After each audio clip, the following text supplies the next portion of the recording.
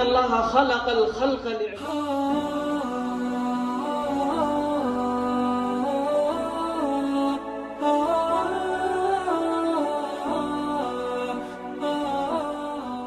الله الرحمن الرحيم.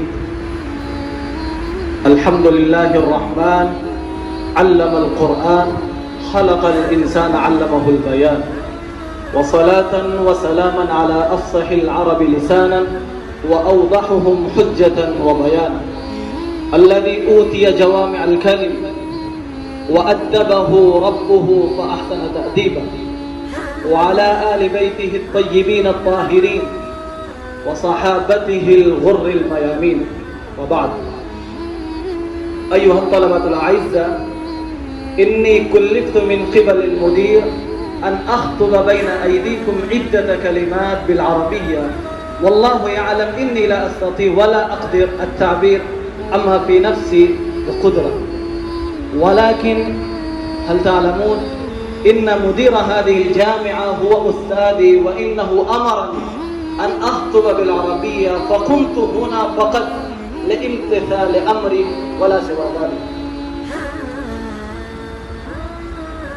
أيها الطلبة، إنكم أتيتم هنا لطلب العلم، لطلب علم القرآن والسنة، ولا يشك مسلم أن علم كتاب الله عز وجل وسنة نبيه صلى الله عليه وسلم أفضل ما يعلم، لأن الله خلق الخلق لعباده، ولا تصح العبادة إلا إذا كانت صحيحة موافقة للشرع، ولا يوصل لذلك الهدف إلا بالعلم. لذلك نجد مدح العلم والعلماء مبثوثا في مواضع كثيرة في الكتاب والسنة، فمن جاء في ذلك أن من يتعلم بالوحي فهو من إرادة الله الخير للعبد. قال الله عز وجل: يؤتي الحكمة من يشاء، ومن يؤت الحكمة فقد أوتي خيرا كثيرا. وقال النبي صلى الله عليه وسلم: من يرد الله به خيرا يفقهه في الدين. فيا أيها الطلاب، أنتم من؟ أنتم هم أراد الله بكم الخير، لذلك أرسلكم الله في هذه الجامعة وأخرجكم من بيوتكم لتحصيل العلم. فكروا وتدبروا كم من أطفال مثل عمركم، وكم من أولاد إنهم يعملون في هذا الوقت في المصانع والفنادق والحقول والمزارع، ولكن وفقكم الله التوفيق لتحصيل العلم، فعليكم أن تشكروا الله عز وجل. ولا أظن نعمة بعد هذه النعمة منها الله عليكم أنه خلصكم لتحصيل العلم. فالشكر له قسمان: الشكر اللساني وشكر الفعل. شكر اللسان سهل، ولكن شكر الفعل هو أهم. وما هو شكر الفعل؟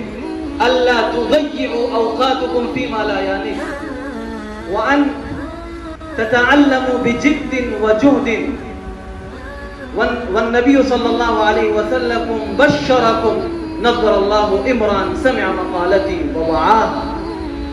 أيها الطلبة الأعزاء، كم من آيات جاء في القرآن لمن يتعلم الكتاب والسنة. قال الله عز وجل: هل يستوي الذين يعلمون والذين لا يعلمون؟ الطلبة الأعزاء، الله أعطاكم فرصة ومنحكم فرصة لتحصيل العلم. انظروا إلى علمائنا.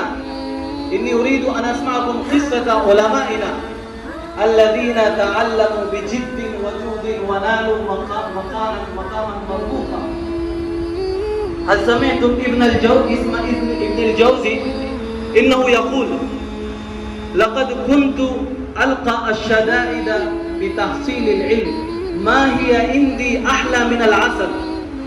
أي المشاكل والعراقيل كان يواجهها في تحصيل العلم، كان يتلذذ ويتذوق بها. وإنه يقول: لقد كنت في زمن الصبا آخذ أرغفة يابسة وأخرج لتحصيل الحديد وأقعد على نهر عيسى، وإني لا أستطيع أن آكل أرغفة يابسة إلا بالماء. لقد كنت آكل لقمة وشربت عليها الماء. وهذا يحيى بن معين لقد خلف له أبواه ألف درهم فأنفق كلها في تحصيل العلم حتى لم يبق له نعل يلبس. هل يطلب منكم أن تنفقوا كل ما عندكم من الربيات؟ لا، كلا، بل إن المدرسة تنفق عليكم لكي تتعلموا بجد وجهد واطمئنان. إن أصابكم مصيبة فمديرنا يتعوج ويتضر، هكذا لأنكم ضيوف الرحمن. أيها الطلبة الأعزاء، سمعتم اسم ابن تيمية، إنه كان عالما جليلا، إنه صنف كتبا كثيرة في زمن السجن. على سبيل المثال كتاب في التفسير على 4 مجلدات. وهذا ابن خلدون والله عجيب جدا، إنه هل رأيتم أحدا يسجن نفسه ويتغرب متعمدا لينقطع إلى العلم والتعليم والدراسة؟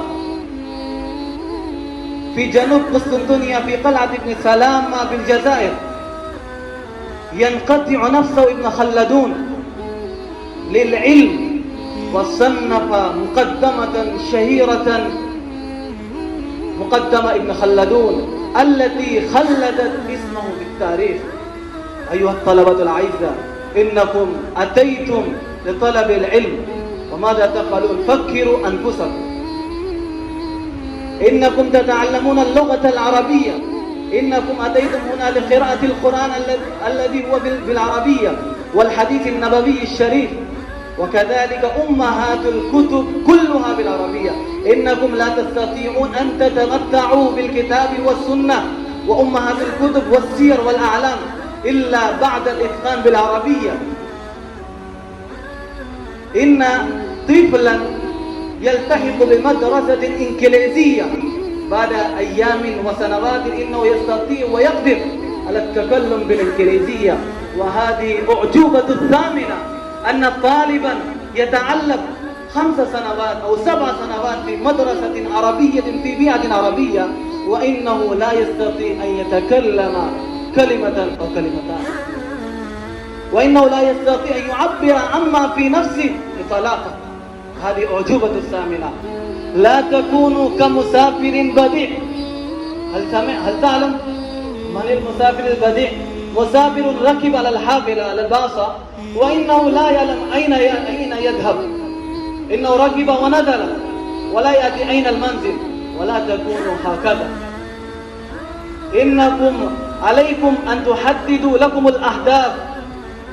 حددوا في أنفسكم أني أكون مثل العلامة شبلي النعماني، إن شاء الله أنا أجتهد وأكون مثل العلامة السيد سليمان الندوي، وإن شاء الله أنا أجتهد وأشتغل أوقاتي في التعليم والدراسة وأكون مثل العلامة السيد أبي الحسن علي الندوي الذي ملأ الدنيا علما وفضلا. هكذا حددوا لكم الأهداف. إذا حددتم لكم الأهداف فيمكن لكم ويسهل لكم الوصول إليه. وقال الله عز وجل في القرآن: لن تنالوا البر حتى تنفقوا مما تحبون، وأقول لن تنالوا العلا حتى تتركوا ما تحبون. أنتم تحبون الصداقة والجولة في الأسواق وفي السياحة، عليكم أن تتركوا كل هذه الأمور. بعد ذلك أنتم تصلون إلى مكان العلا. وقال: من طلب العلا سهر الليالي. كل واحد منا يريد أن يكون مثل العلامة السيد سليمان الندوي، ولكن بالتمني والرجاء بالحسب لا يكون شيئا. قال الشاعر: لو كان هذا العلم يدرك بالمنى، لو كان هذا العلم يدرك بالمنى ما كان يبقى في البرية جاهلون. وإنكم إذا بدأتم العمل فيما أردتم فأنتم تواجهون المشاكل والمصائب. وقال الشاعر: ما كل ما يتمنى المرء يدركه. تجري الرياح بما لا تشتهي السفن، تجري الرياح بما لا تشتهي السفن. أيها الطلاب، عليكم أن تحددوا الأوقات، الأهداف، وابدأوا التكلم، والزموا أنفسكم. إني لا أتكلم في هذه السنة إلا بالعربية وإلا أسكت.